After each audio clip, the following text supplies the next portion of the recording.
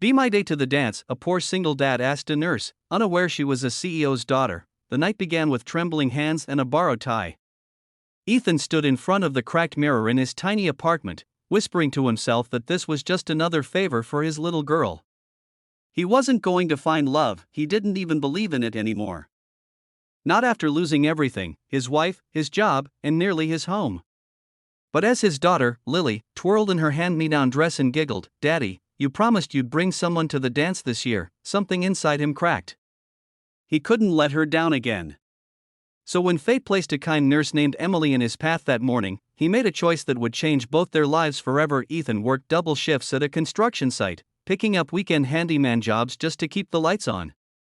Every morning started before sunrise and ended with him tucking Lily into bed with a bedtime story, even when exhaustion made his voice tremble. He had stopped believing in second chances a long time ago. But that day, while fixing a loose window at the hospital, he met Emily.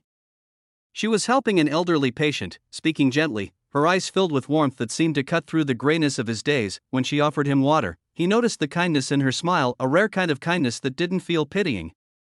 They talked for a few minutes about life, work, and Lily's school dance. He joked awkwardly about needing a fake date just so his daughter wouldn't feel left out, and Emily laughed softly. "Then maybe you should ask me," she said, teasing but sincere. He blinked. "Wait, you'd really go? With me?" "Why not?" she said, smiling. Every little girl deserves to see her dad happy. He didn't know it then, but behind that gentle smile was a woman who carried her own scars. Emily had grown up surrounded by wealth. Her father, a powerful CEO, wanted her to inherit the family empire. But Emily had rejected that world, choosing to become a nurse instead. She wanted to help people, not manage them. Her father saw it as rebellion. She saw it as freedom. The night of the dance arrived faster than either of them expected. Ethan arrived in his old truck, engine sputtering like it was holding on for dear life. Emily waited by the steps in a simple blue dress, her hair loose and her expression radiant yet nervous. For a moment, Ethan forgot every hardship he'd ever faced. She looked too perfect, too out of his league. At the school gym, laughter echoed around them, fathers dancing awkwardly with daughters, music playing off-key from an old speaker. Lily ran up to Emily, tugged her hand, and whispered, "You look like a princess." Ethan chuckled, his heart swelling as he watched the two dance together under paper stars and string lights.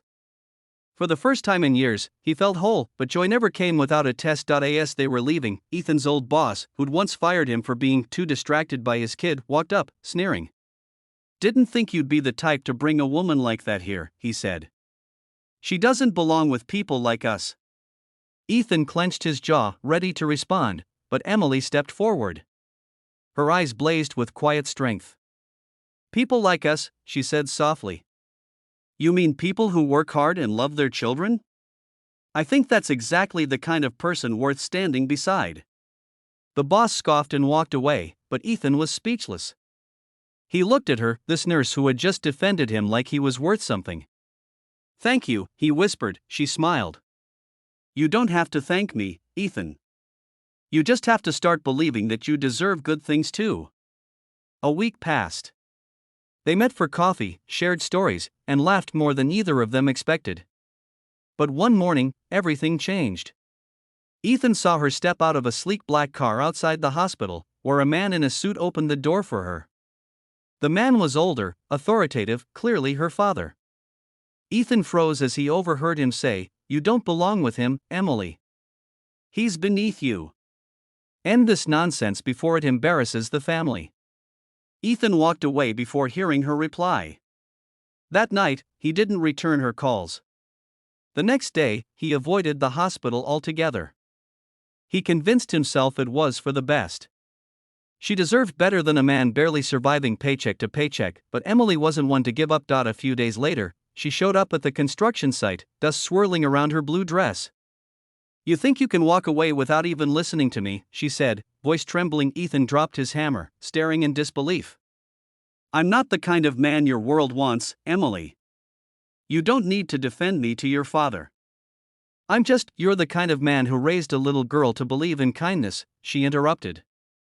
"The kind of man who works until his hands bleed but still smiles when she dances." That's the kind of man I want. Tears welled in his eyes.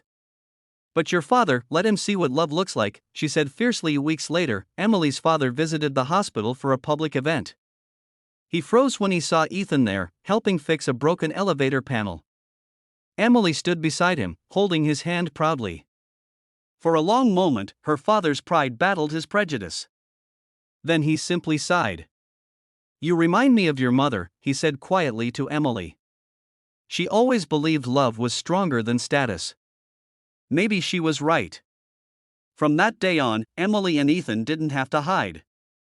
Their relationship grew, built on simple moments, morning coffees, shared laughter, bedtime stories with Lily. Emily's father eventually softened, seeing how genuinely happy she was. Months later, at another school event, Lily ran to Ethan, holding 2 tickets to a family dance. Daddy, you're bringing Emily again, right? Ethan smiled, turning to Emily. Only if she still wants to be my date. Emily grinned, slipping her hand into his. Always. As they danced beneath the same paper stars that once witnessed their beginning, Ethan realized life had finally come full circle. He didn't just find love, he found hope, forgiveness, and a future. And when Lily whispered, Daddy, I think she's your forever, he looked at Emily and knew his little girl was absolutely right.